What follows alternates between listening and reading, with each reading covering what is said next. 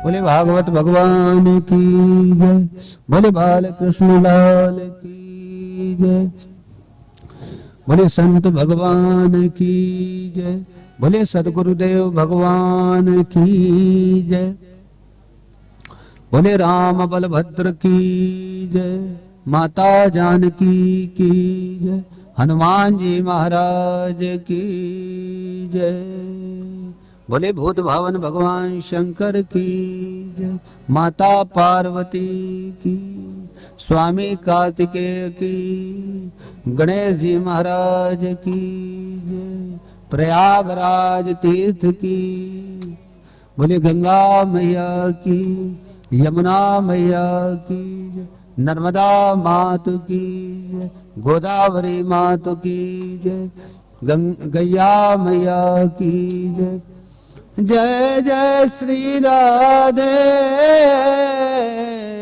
श्याम।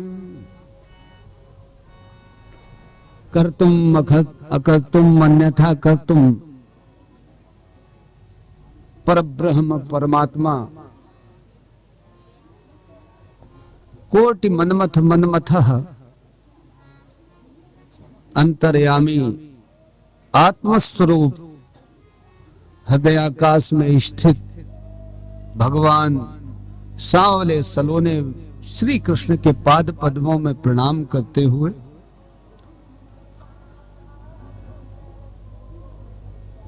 भूत भवन भगवान शंकर वैराग्य शिरोमणि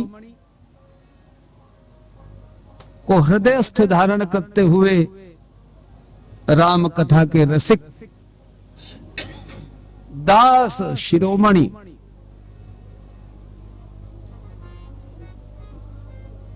दासों के अग्रगण्य विद्वतवर हनुमान जी महाराज की भावमयी उपस्थिति में समुपस्थित मातृवृंद, भक्त वृंद, पितृ वृंद, ब्राह्मण वृंदों के श्री चरणों में प्रणाम करते हुए आज पुनः श्रीमद् भागवत की तृतीय दिवस की कथा में प्रवेश होने जा रहा है। सभी लोग उच्च स्वर में जय घोष करेंगे, बोले भागवत भगवान की जय।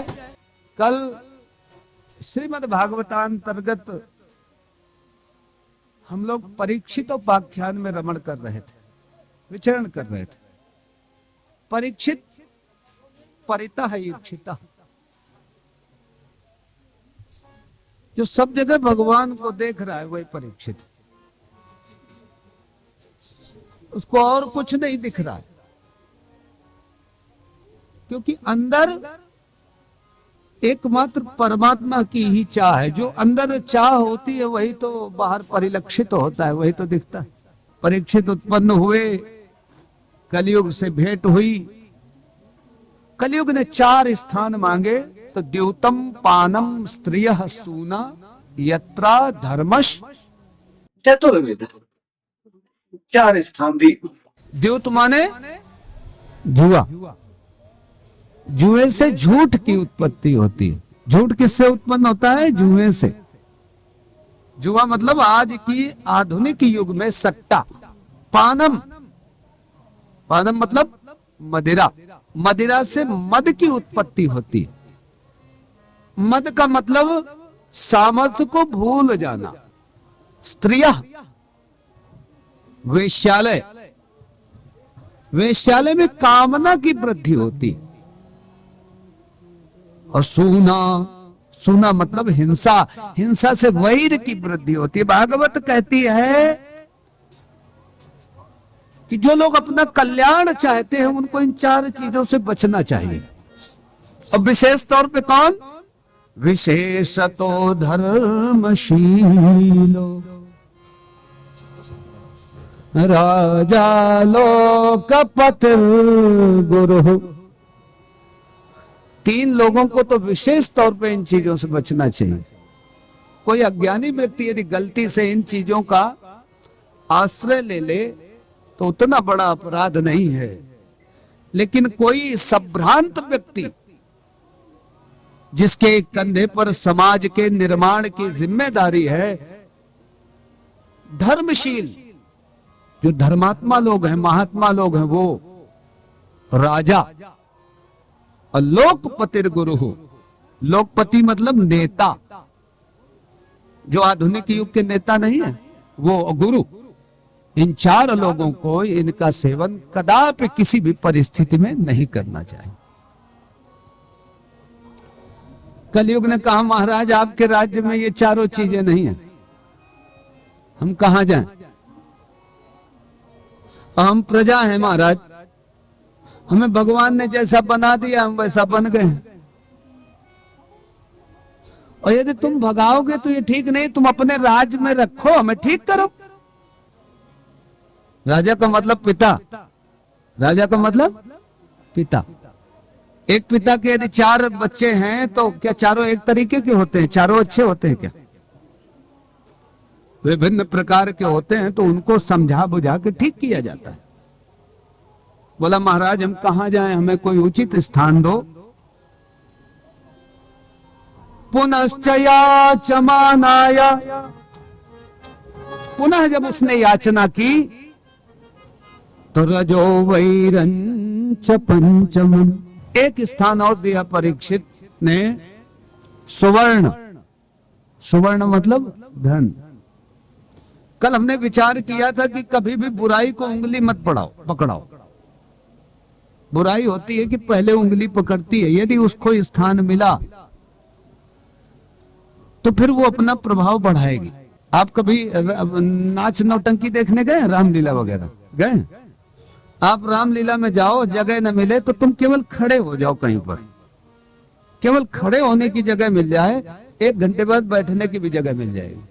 कलयुग को सुवर्ण स्थान दिया, स्वर्ण। और कलयुग कहां बैठ गया? परीक्षित के मुकुट में बैठ गया। परीक्षित के मुकुट में बैठा तो परीक्षित एक दिन शिकार के लिए गए, जंगल में पहुंचे, पूरा दिन शिकार के लिए प्रयास किया, शिकार मिला नहीं, थक गए।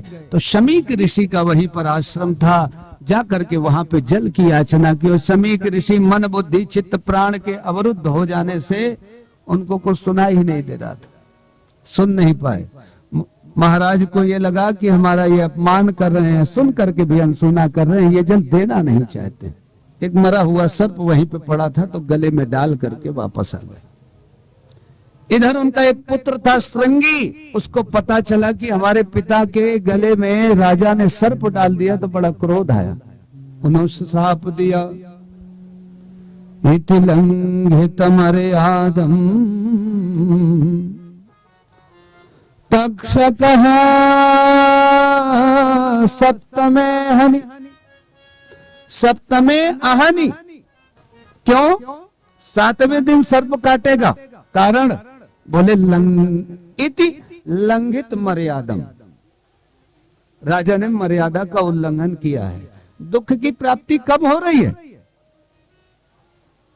जब जब आप मर्यादा का उल्लंघन करेंगे तब तक आपको दुख की प्राप्ति होगी। मर्यादा का उल्लंघन तब होता है जब हम अपने सामर्थ्य को भूल जाते हैं, तभी होगा, उसके पहले नहीं होगा। सामर्थ्य का बोध हो तो कभी भी मर्यादा का उल्लंघन नहीं होगा, तो कभी कष्ट भी नहीं मिलेगा। बोले इस राजा ने अपनी मर्यादा का उल्लंघन किया है। राजा का परम कर्तव्य होता है कि जो ब्राह्मण है, महात्मा है, उनकी रक्षा करे, उनके कर्तव्य कर्मों को करने में सहायता प्रदान करे। ये राजा ऐसा है कि कर्तव्य कर्म करने से रोक रहा है, इतना बड़ा अपराधी। हम ही लोगों ने इसको तपस्या आदि के द्वारा, यज्ञ आदि के द्वारा इतने उच्च पद पर बैठाला, और आज ये हमारा ही प्रतिकार कर रहा है। क्रोध आ गया, शाप दे दिया। अब देखिए भागवत की उत्पत्ति होने जा रही है। कैसे उत्पत्ति होती है भागवत की, समझो, प्रक्रिया समझ लो। आज आप यदि चाहेंगे तो आपके जीवन में भी भागवत की उत्पत्ति हो सकती है। प्रक्रिया समझ लो, पूरा खेल प्रक्रिया का है। परीक्षित ने अपराध किया। क्यों अपराध किया? क्योंकि ये मान लिया कि मैं धनवान हूं। यही तो कलयुग है, धन मेरा है या मैं धनवान हूं, यही कलयुग का होना है। यदि आपको लगने लगे कि मैं धनवान हूं तो ये मान लेना कि कलयुग आपके जीवन में आ गया। परीक्षित ने माना मैं धनवान हूं, अपराध हो गया। क्या किया? अपमान कर दिया। अपमान करके जब घर में आए और घर में आकर के जब वो मुकुट उतारा, धन से अलग हुए, तो बोध हुआ अरे हमने तो अपराध कर दिया। क्या हुआ? अपराध। जैसे ही अपराध हुआ तो तुरंत अपराध बोध हुआ। क्या हुआ? बोध हो गया कि हमने अपराध किया है। और जैसे ही अपराध बोध हुआ तो तुरंत उन्होंने क्या किया? प्रायश्चित किया। क्या किया? प्रायश्चित। राजा को बड़ा दुख हुआ। राजा ने कहा क्या करें? तो बोले एक ही तरीका है इस प्रायश्चित का कि हम राज्य का त्याग कर दे। जिसके कारण अपराध हुआ है, मैं राजा हूं, मैं धनवान हूं, इसके कारण अपराध हुआ है, तो जिस कारण के कारण अपराध हुआ है उस कारण को ही समाप्त कर देंगे। पुराने जमाने में आपने देखा होगा, सुना होगा, देखा तो नहीं होगा, 50-60 वर्ष पहले यदि किसी से बिल्ली मर जाती थी तो क्या करता था? सोने की बिल्ली बनाता था। क्यों बनाता था? इसलिए कि यदि एक बार तुम सोने की बिल्ली बना दोगे सोने की, तो दोबारा तुम बिल्ली मारोगे, गलती से नहीं मरेगी। होगा ना? नहीं होगा। तो जब अपराध हो तो सबसे पहली चीज है कि अपराध का बोध होना चाहिए। आज रास्ता क्यों नहीं मिल रहा है? निष्कंटक मार्ग क्यों नहीं प्राप्त हो पा रहा है व्यक्ति को? कारण यह है कि अपराध तो होता है, क्योंकि मनुष्य है, और मनुष्य यदि है तो गलतियों का पुतला है, अपराध होगा। लेकिन अपराध बोध नहीं करना चाहता। अपराध बोध के बाद फिर क्या होता है? प्रायश्चित। और प्रायश्चित का मतलब होता है त्याग।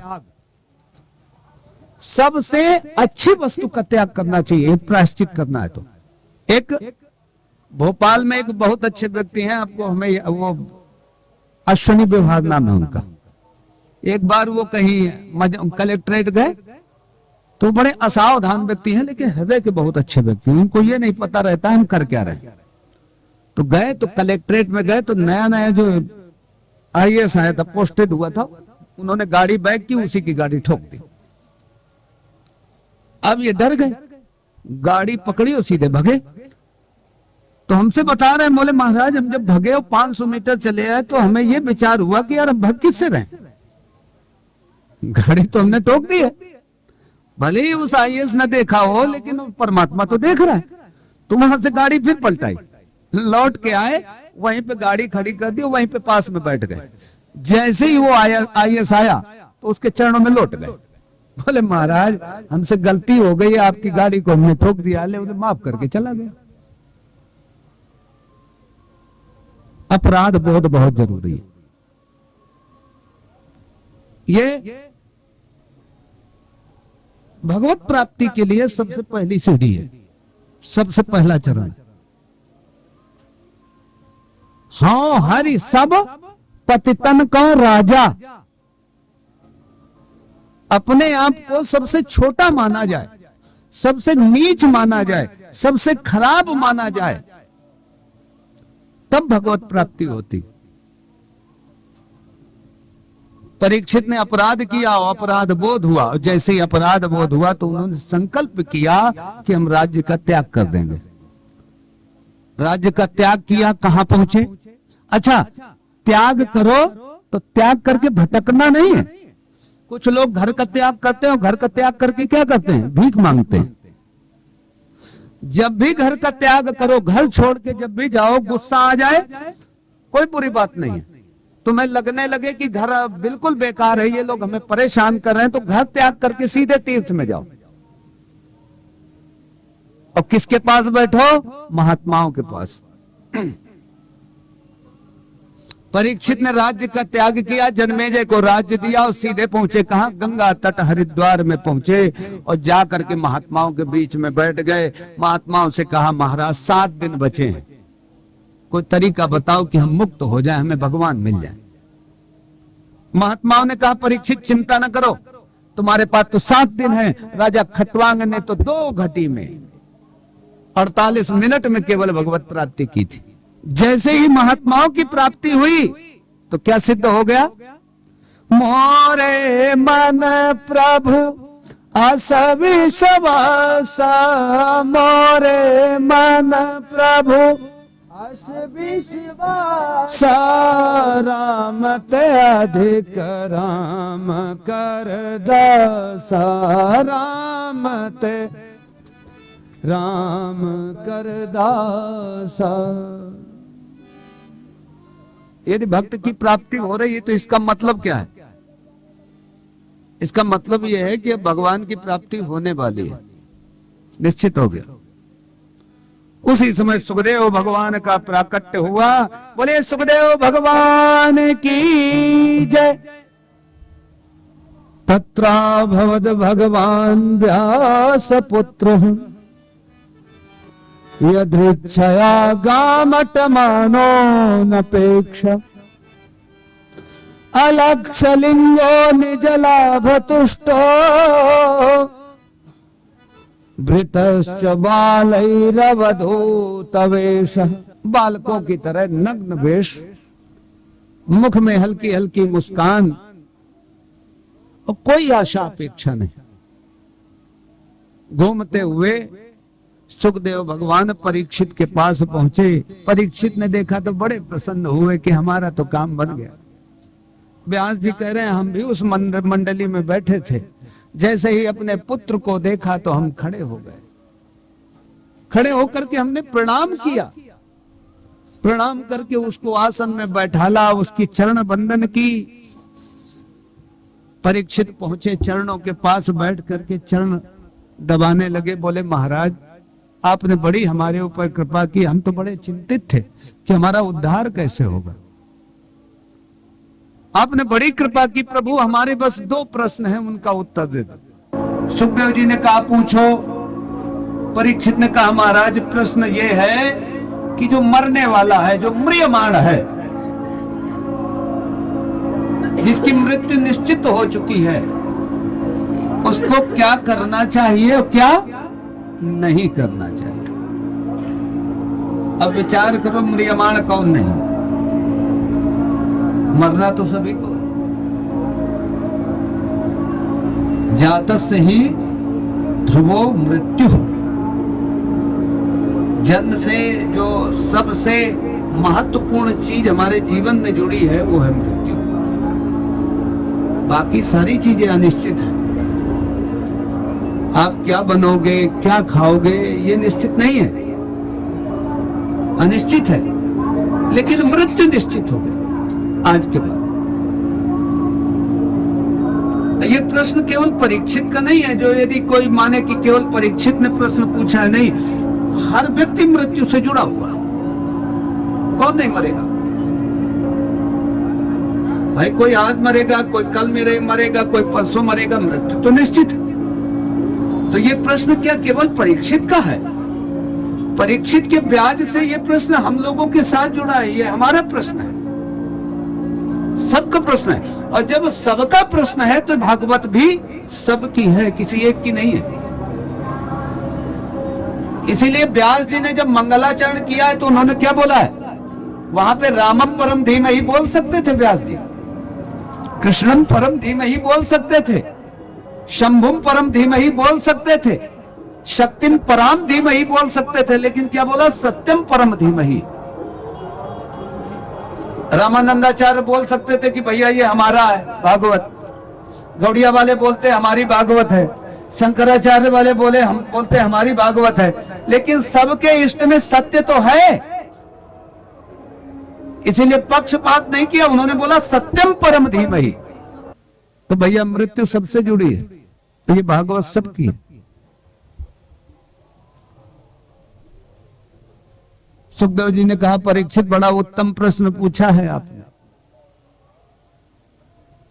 अरे जो लोग अपने को नहीं जानते, भगवान से प्रेम नहीं करते हैं, उनका जीवन अव्यवस्थित रहता है। दिन तो कमाने खाने में गुजर जाता है, रात मैथुनादि में समाप्त हो जाती है। और इन सब में जीव मृत्यु को भूल जाता है। ध्यान जब से है तेरा बिसारा, ध्यान जब से, बोलिए, ध्यान जब से है तेरा बिसारा, लुट गया चैन सुख सब हमारा, लुट गया चैन सुख सारा हमारा। ध्यान जब से है तेरा बिसारा, ध्यान जब से है तेरा बिसारा, लुट गया चैन सुख सब हमारा, लुट गया चैन सुख सब हमारा। कुछ न पाता समझ क्यों गया उलझ, कुछ न आता समझ जीव प्रत्येक दिन सोचता है कि अब तो अपना कल्याण करेंगे, बहुत हो गया इस जीवन में, पत्नी पुत्र बच्चे सबके लिए किया, अपने लिए कुछ नहीं किया। सोचता है लेकिन वो अपने जीवन में उतार नहीं पाता है, फिर वही कर्म करता है।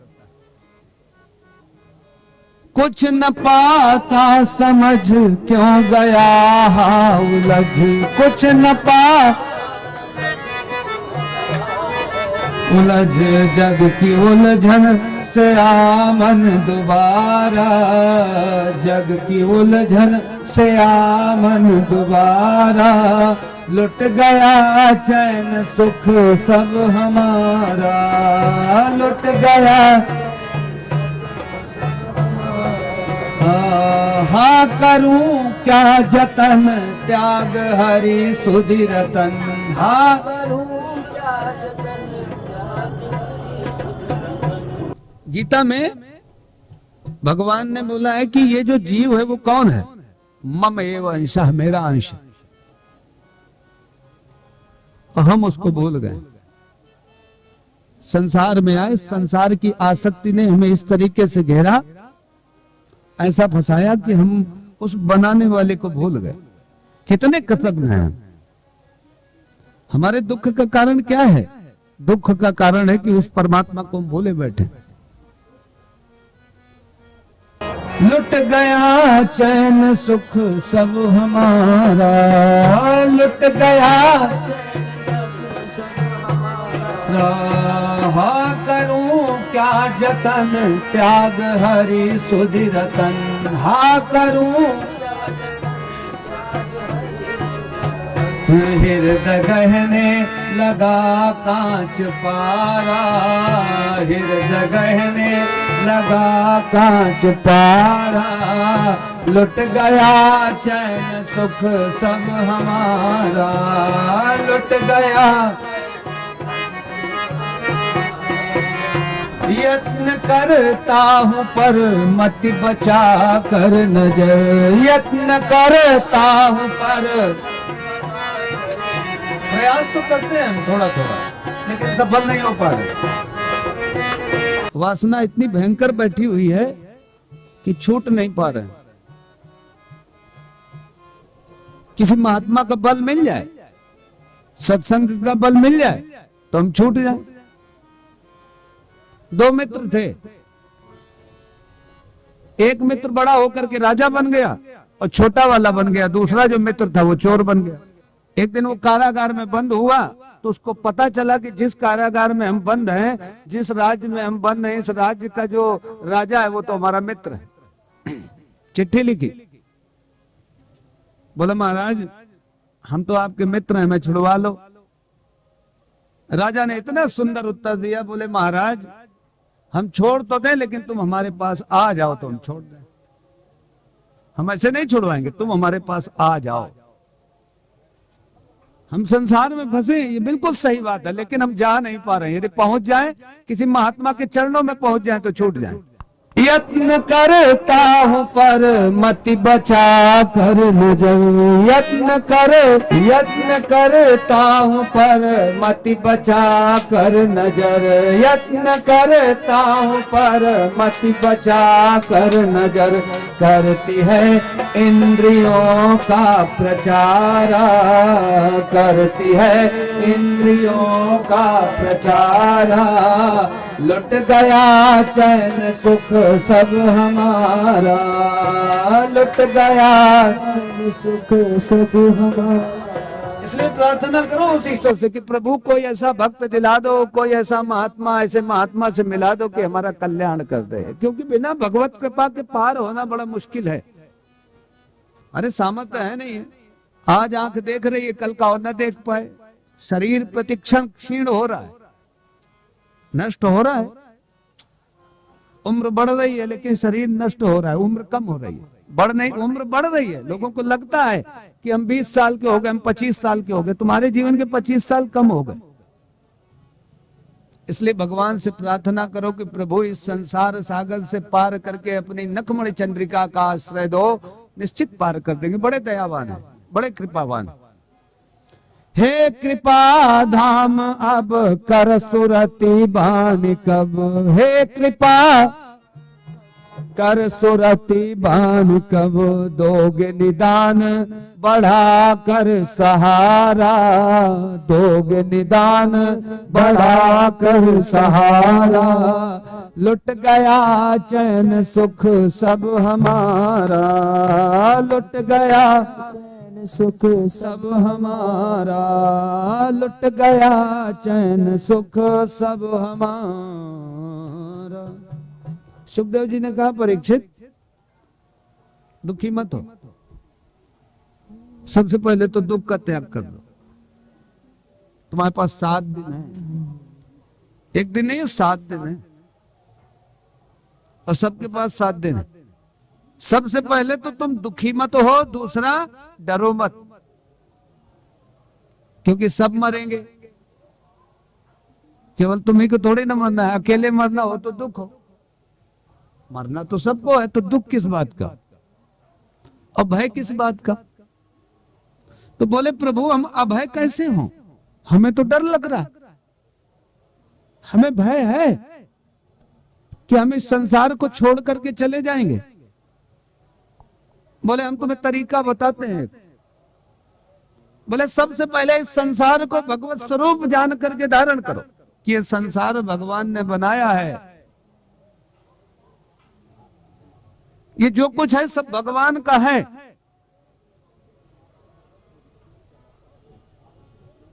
इसलिए अभय हो जाओ। अरे परीक्षित, प्राण और शरीर का जो गठबंधन है वही तो जन्म है,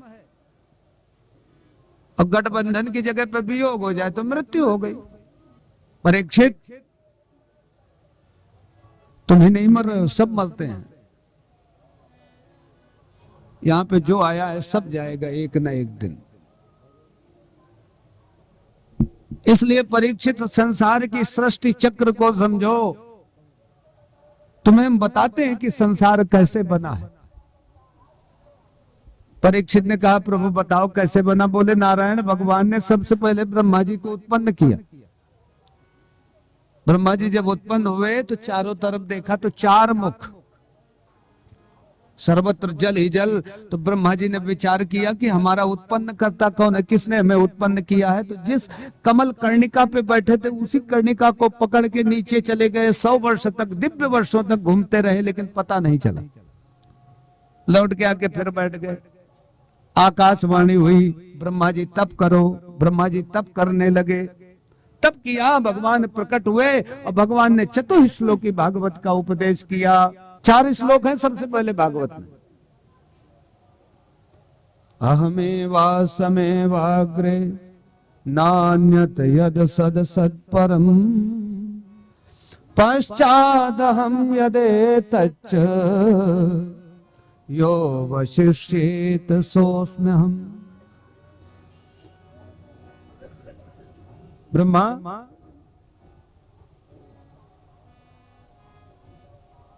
तुम दुखी हो? बोले हमारा दुखी है। क्यों दुखी हो? बोले महाराज ये नहीं पता है कि हमें तुमने किस लिए उत्पन्न किया। यदि ये पता चल जाए तो सुख मिल जाए कि हमारा कर्तव्य क्या है, हमारा कर्म क्या है। बोले राजन यदि तुम अपना कर्तव्य जानना चाहते हो तो सबसे पहले हमें जान लो।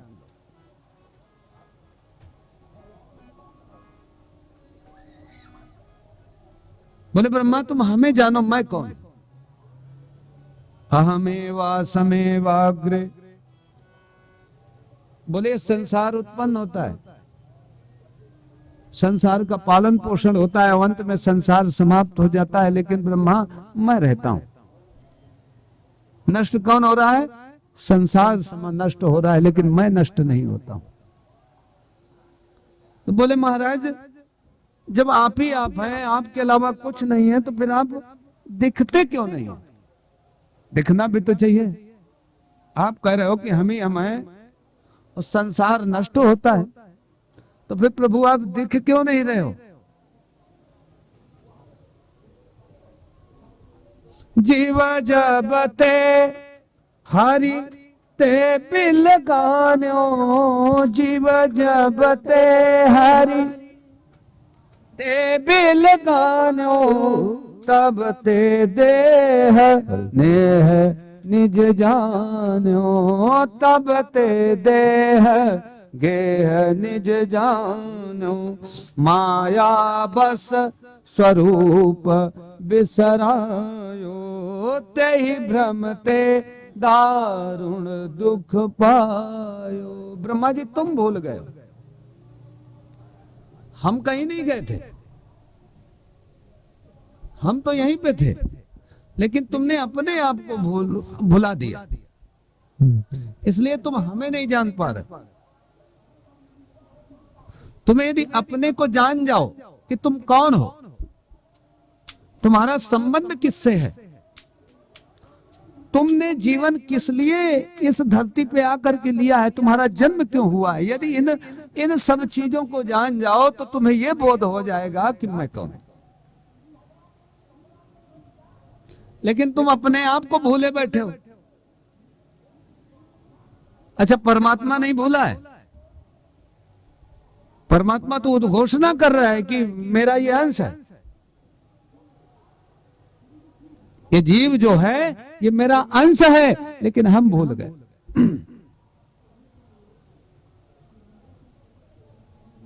बोले महाराज तुम्हें माया के कारण हम नहीं दिख रहे हैं, तुम माया में फंस गए। तो बोले महाराज माया से निकलें कैसे? माया से निकलें कैसे? क्योंकि महाराज ये माया तो बड़ी बलवती है, हम अपने आप को भूल गए। ऐसी माया, ऐसी चीज तो हमने पहली बार देखी। आंख से यदि अंधे हो जाए तो सामने की चीज नहीं दिखेगी, लेकिन कोई अपने आप को ना पहचान पाए, अपने आप को ना जान पाए, ये तो बड़ी कठिन बात है। दयानंद सरस्वती महाराज साउथ से चले। दयानंद महाराज कहां से चले? साउथ से। और रास्ते में अपने गुरु को ढूंढते हुए चले आ रहे थे। मार्ग में किसी ने बताया मथुरा में जाओ, बिरजानंद जी महाराज हैं, उनसे मिलो, तुम्हारी ज्ञान पिपासा शांत हो जाएगी। आए वो रात्रि के 11 बजे मथुरा में पहुंचे। बिरजानंद, इन्होंने कुंडी खटखटाई। बिरजानंद जी अंदर से बोले कौन? बोले महाराज यही तो जानने आए हम कौन है। बिरजानंद जी कुंडी खोली, बोले प्रभु हम भी आप ही को ढूंढ रहे थे। तो पहले जान लो अपने आप को, सब कुछ स्पष्ट है, यहां पे कुछ छुपा नहीं है, बहुत स्पष्ट है। तुम यदि अपने आप को जान लो तो अंधेरे में भी ज्ञान दिखेगा, दीपक दिखेगा। और तुम अपने आप को जान नहीं पाओगे तो तुम प्रकाश में भी अंधेरे में रहोगे। तुम ये जानो कि तुम्हारा संबंध भगवान से है, तुम भगवान के हो और भगवान के तुम नित्य दास हो, तुम्हारा उसी से संबंध है। और जितने ये संबंध हैं ये सब तात्कालिक हैं, ये यहीं पे रहेंगे और यहीं पे छूट जाएंगे। लेकिन इन संबंधों के बीच में भी कोई एक ऐसा है कि जिसका संबंध अनादि है, नित्य है। बोले महाराज तुम माया के कारण हमें भूल गए। मां माने नहीं, या माने जो है नहीं लेकिन दिखता है। जैसे अंधेरे कमरे में जाओ आप और रज्जू पड़ी हो, रज्जू मतलब रस्सी पड़ी हो, और रस्सी में पैर रखो तो क्या लगता है? सर्प है। क्या सर्प है? क्या सर्प की प्रतीति हो रही है तो रस्सी। दैवी घेषा गुणमयी मम माया दुरत्यया मामेव ये प्रपद्यन्ते माया में ताम तरन्ति ते। माया कैसी है? दैवी है। अच्छा, दैवी में से दा हटा दो तो क्या बचेगा? ऐबी। क्या बचेगा? ऐबी। माया कैसी है? ऐबी है। ही ऐसा, ही मतलब ये जो ऐसा यानी ये जो माया है ये कैसी है? ही माने निश्चित ही। कैसी है? ऐबी है। ऐबी मतलब बड़ी खतरनाक है। अच्छा भगवान, ये माया है किसकी? बोले मम। किसकी है? मेरी है। मम माया दुरत्यया। दुरत्यया मतलब पार नहीं कर सकते भाई, बड़ी कठिन है। तो ब्रह्मा जी ने कहा प्रभु कोई तो उपाय होगा पार करने का। बोले एक ही उपाय है। क्या है? दैवी घेषा गुणमयी मम माया दुरत्यया मामेव ये प्रपद्यन्ते माया में ताम तरन्ति ते। मामेव, माम एव, केवल मेरी शरण ले लो तो प्रपद्यन्ते, प्रपद्यन्ते मायाम एताम तरन्ति ते। जो प्रपद्यन्ते यानी मेरी शरण ले लेते हैं, मायाम एताम, इस दुरत्य माया से क्या होता है? पार हो जाते हैं। शरण लो भगवान की। माता सती भगवान शंकर के साथ कथा सुन के आ रही थी कुंभज ऋषि के पास से, और रास्ते में कौन मिला? भगवान राम मिले। शंकर जी ने मन ही मन प्रणाम किया उनको। और माता सती ने जब देखा कि भगवान शंकर ने भगवान राम को प्रणाम किया तो बोली प्रभु आपने किसको प्रणाम किया? बोले यही तो जगदीश हैं, यही तो हमारे इष्ट हैं। लेकिन सती ने नहीं माना। माना परमात्मा सामने है लेकिन नहीं देख पा रही। संशय हो गया। हुआ यही तो माया है कि नहीं दिख रहा है। घोर तमिस्रा अंधरात्रि में उन्हों को दिन दिखता है, दिखता है, यही माया है। और दिन में रात दिखती है, यही तो माया है। एक पत्नी है, पत्नी किसी की मां भी है, समझो। एक ही पत्नी है, एक ही स्त्री है, वो किसी की मां है, किसी की प्रेयसी है, और जो उसको पा नहीं पाया उसके लिए वो मोहात्मक है। यही तो माया है, पदार्थ एक ही है, इसी को माया कहते हैं। कि जो दिखना चाहिए वो नहीं दिख रहा है, जो नहीं दिखना चाहिए वो दिख रहा है। सती सोदासा शंभु कर देखी, सती सोदासा, बोलिए, सती सोदासा शंभु कर देखी, और उपजा संदेह बिसेखी, शंकर जगत बंद जगदीशा, सुर नर मुनि सब नावत सीसा। यही माया है कि सामने परमात्मा है लेकिन दिख नहीं रहा। ब्रह्मा जी ने भगवान को प्रणाम किया, बोले प्रभु आपने हमें बोध करा दिया हम कौन हैं। तुरंत ब्रह्मा जी ने सृष्टि रचाई। सृष्टि का प्रारंभ हुआ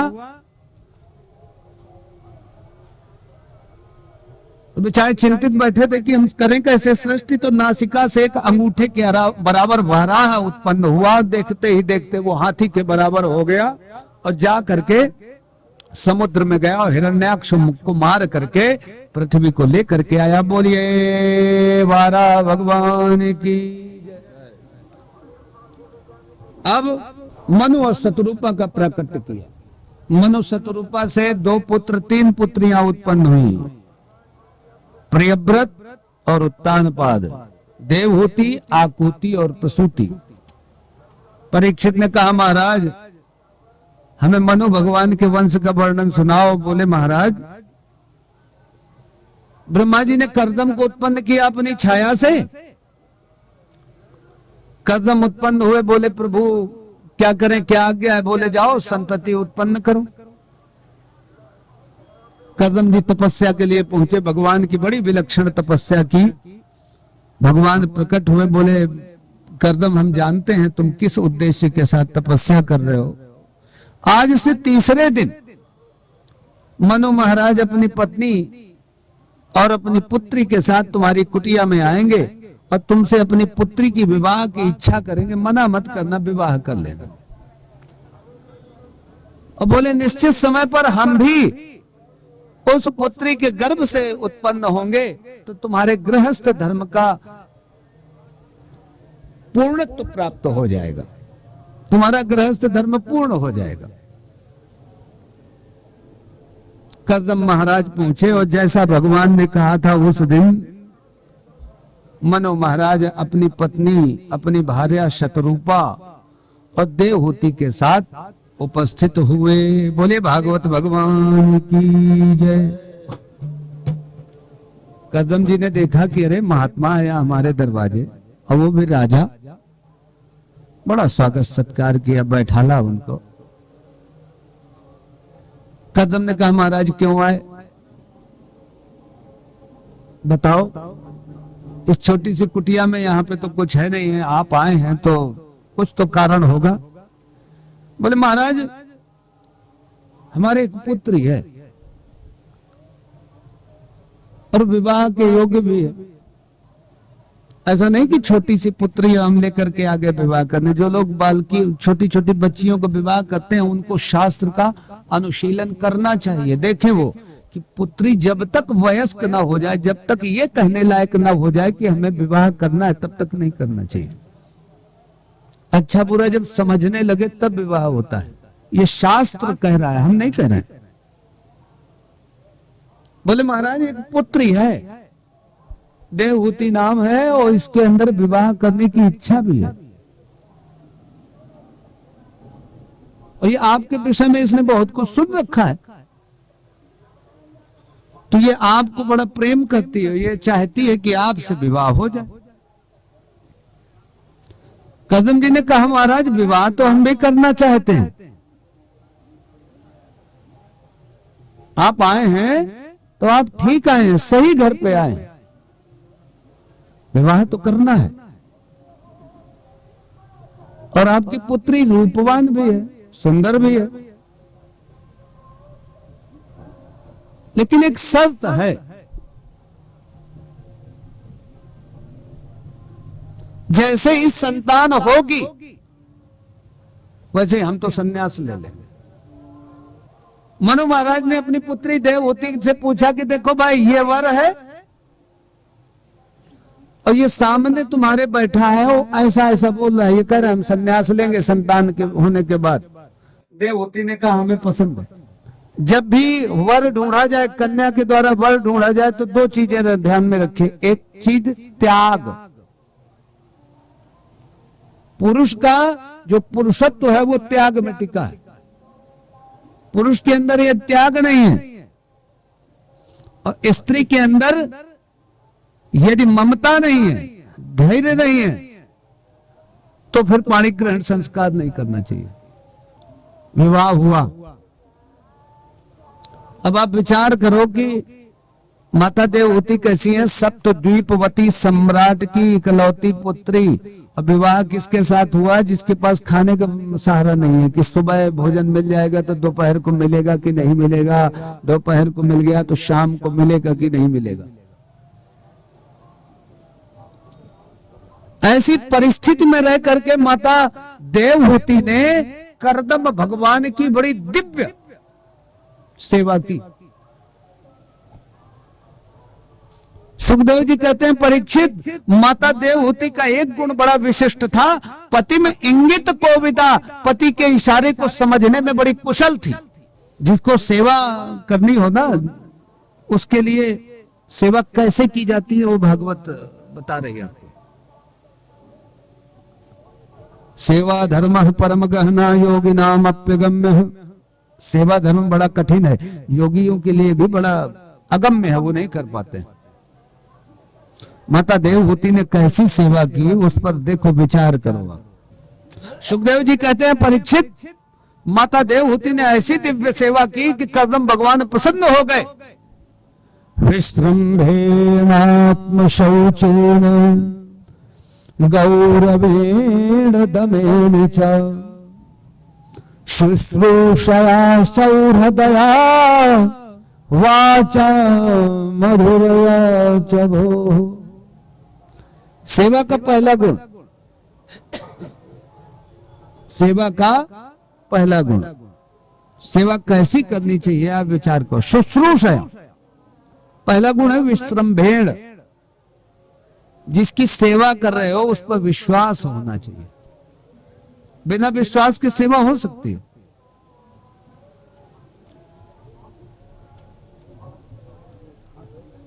बिना विश्वास के सेवा हो सकती है? नहीं हो सकती। आपको विश्वास होना चाहिए जिसकी सेवा कर रहे हो आप। दूसरा गुण, आत्म शौचेन, आत्म शौचेन पवित्रता, अपने आप को पवित्र रखना है। घर में महात्मा आए तो स्नान करके अपने आप को स्वच्छ कपड़े आदि से समलंकृत विभूषित करके फिर पाक गृह में जाना चाहिए। किसी को भोजन कराओ तो नहा धो के बढ़िया से बनाओ। अब आजकल तो क्या है, एक तरफ मलमूत्र के उसमें गई और जाकर के तुरंत वहां से आई, हाथ धुला, हाथ धुल करके आराम से दाल चावल रोटी बनने लगती है। बेड से उठते ही सबसे पहले चाय पीता है आदमी, नहाने की तो कोई व्यवस्था ही नहीं है। तो तुम जिस तरीके से अपना जीवन जियोगे गंदगी पूर्ण ढंग से, मल वहीं पे अंदर पड़ा हुआ है और उसमें भोजन जाएगा तो वो आपके चित्त को दूषित नहीं करेगा। पहले मल का निष्कासन करो, जो कल का जमा हुआ है उसको बाहर निकालो, उसके बाद नई चीज डालो, तब तो चित्त आपका ठीक रहेगा। और तुम 4 दिन स्नान नहीं कर रहे हो, मल मूत्र आदि का त्याग नहीं कर रहे हो और तुम सेवा कर रहे हो, तो तुम किस चित्त के साथ भोजन बनाओगे ये तो सहज में आदमी समझ सकता है। तुम्हारा चित्त क्या होगा उस समय भोजन बनाने के समय, तुम्हारी सोच क्या होगी, और तुम जिस सोच के साथ भोजन बनाओगे तो उस भोजन का वही तो प्रभाव होगा। तमोगुणी भोजन बनाए, चाहे जितनी ताकत लगा ले, अच्छा भोजन नहीं बना सकता। चाहे जितनी डिग्री ले ले, वो होटल मैनेजमेंट की चाहे डिग्री ले ले, भोजन नहीं बना सकता है बढ़िया। माताओं को देखा है भोजन बनाती है घर में, पुत्र को अपनी माँ का भोजन जीवन भर याद रहता। क्यों? क्योंकि उसमें स्नेह रहता है, वात्सल्य रहता है, ममता रहती है। तो वो भोजन बहुत मसाले नहीं डालती है माताएं, थोड़ा थोड़ा, लेकिन भोजन बड़ा अद्भुत बनता है।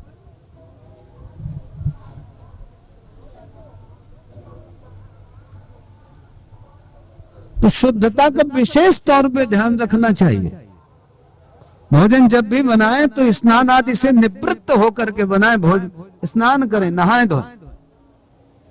और पाक गृह में बिना स्नान के तो कभी जाना ही नहीं चाहिए, किसी भी परिस्थिति में नहीं जाना चाहिए। विश्रम्भेणात्म शौचेन गौरवेण दमेन च।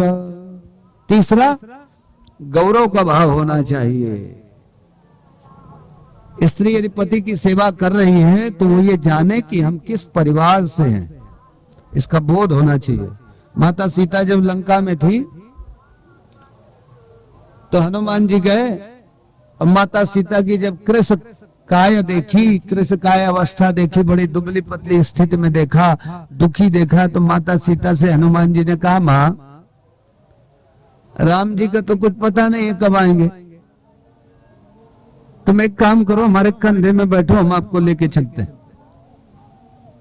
माता सीता ने कहा, हनुमत हमारे पुत्र की तरह हो, हम ये मानते हैं, लेकिन स्त्री का परम कर्तव्य है कि वो दूसरे पुरुष का स्पर्श न करे। जाने को चल सकते हैं लेकिन हमारी गरिमा, हमारा गौरव समाप्त हो जाएगा। स्त्री का गौरव है पति में। पति उसका लंगड़ा है, लूला है, किसी भी तरीके का है, यदि पति साथ में है तो स्त्री का कॉन्फिडेंस, विश्वास देखना।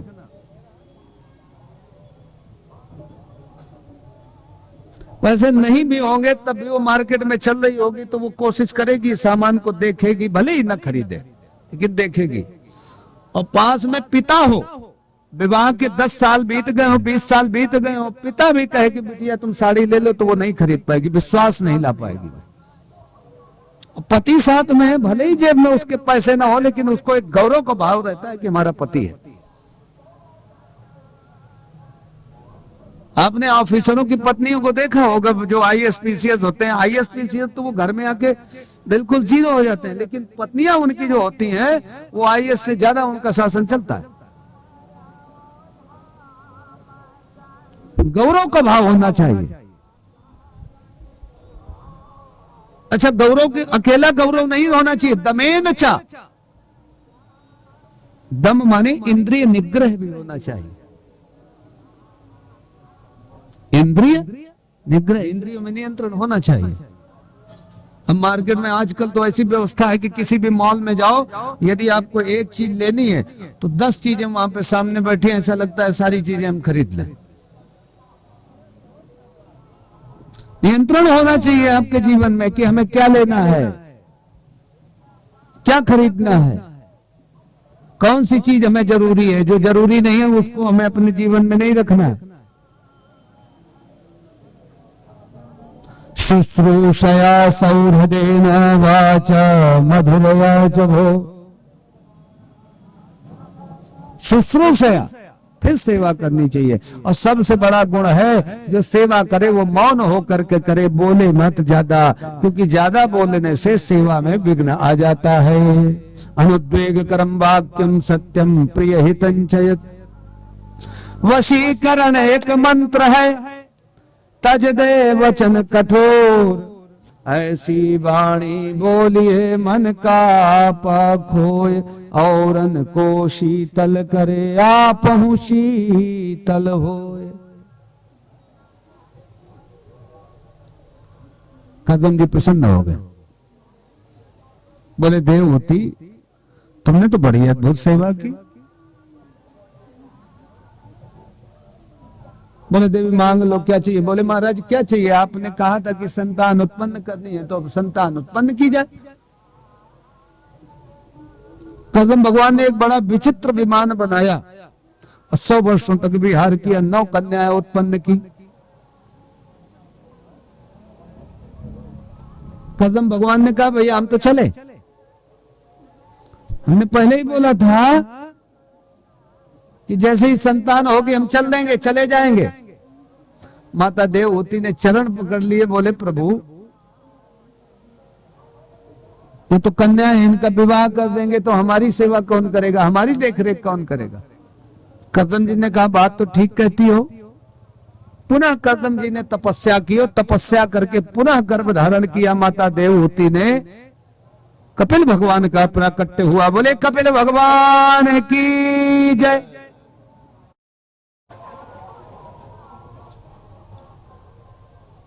कपिल भगवान प्रकट हुए, माता देवहूति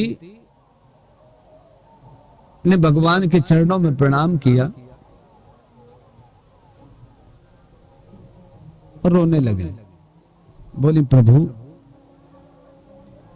बड़ा कष्ट है जीवन में। भगवान ने कहा क्यों, कष्ट क्यों है आपके जीवन में? बोली प्रभु ये जो इंद्रियां हैं ये बहुत कष्ट दे रही हैं, हम इनकी इच्छा की पूर्ति नहीं कर पा रहे, इनकी इच्छा बड़ी हो गई है और इच्छा की पूर्ति करते करते हम थक गए हैं। आज यदि मीठा खिलाओ तो कल खट्टा मांगती है, कल खट्टा दो तो परसों नमकीन मांगती है। तो महाराज हमें ये नहीं समझ में आ रहा है कि हम इनकी इच्छा की पूर्ति कैसे करें। बड़ा कठिन हो गया है हमारा जीवन, और इच्छा में जीवन वैसे ही कठिन होता है। आदमी को सुख तब मिलता है जब वो इच्छा से आवश्यकता की ओर आता है। संसार में किसी की इच्छा नहीं पूरी हो पाती। कोई यदि सोचे कि हमारी इच्छा पूरी हो जाए तो इच्छा नहीं पूरी होती। आवश्यकताओं की पूर्ति हर आदमी कर लेता है। वो आज आदमी अपनी इच्छा के कारण दुखी है। यदि वो केवल आवश्यकता में रहे, जो प्रभु के द्वारा प्राप्त हो जाए उसको सहर्ष स्वीकार कर ले और उसी में अपना भरण पोषण करे तो जीवन बड़ा आनंदमय व्यतीत होता है। लेकिन व्यक्ति के अंदर इच्छा इतनी बड़ी हो गई है, उसकी चाह इतनी बड़ी हो गई है कि उसका व्यक्तित्व गौण हो गया है। वो क्या है वो भूल ही गए। व्यक्तित्व बहुत छोटा हो गया। यदि हमारी समझ हमारे व्यक्तित्व को प्रभावित करने लगे तो फिर ये मान के चलो कि वो अवसाद में गया।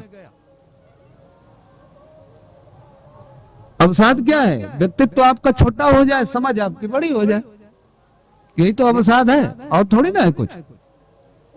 और इच्छा क्या करती है? आपके व्यक्तित्व को गौण कर देती है, खत्म कर देती है। आपकी जो पहचान है उसको खत्म कर देती है। आइडेंटिटी समाप्त हो जाती है व्यक्ति की। भाई आप यदि कहीं पर हैं मार्ग में और आप अपने घर का पता भूल जाएं तो कितनी बड़ी अवसाद की स्थिति होगी। सोचो क्या करेंगे? रोएंगे, चिल्लाएंगे। कोई व्यक्ति अपने आप को भूल जाए तो कितनी बड़ी स्थिति गड़बड़ हो जाएगी। सोचो। इच्छा व्यक्तित्व का हरण कर लेती है, इसलिए इच्छा पे कभी नहीं चलना चाहिए। आप यदि जंगल में जा रहे हैं तो जंगल में आपने कुछ फल देखे, रोड से जा रहे थे, बगल में जंगल था, फल दिखा तो आपने गाड़ी खड़ी की और जंगल में घुस गए और फल तोड़े। थोड़ा आगे देखा तो पता लगा 4 फल और लगे, फिर वहां पहुंच गए आप। थोड़ा और आगे बढ़े तो 4 फल और दिखे। इस तरीके से देखो इच्छा की पूर्ति हो रही लेकिन रास्ता भटक गए। अब आप जब बहुत अंदर चले गए तो अब रास्ता नहीं पता है, तो अब क्या होगा? उस स्थिति में रोना पड़ेगा आपको, दुख होगा, अवसाद होगा। वही स्थिति हमारी है। विश्व ब्रह्मांड में कोई भी व्यक्ति इच्छा की पूर्ति नहीं कर सकता है। संसार के सारे संसाधन एक छोटे से व्यक्ति की इच्छा के सामने तुच्छ हैं, छोटे हैं। भोगान भोक्ता वयमेव भोक्ता।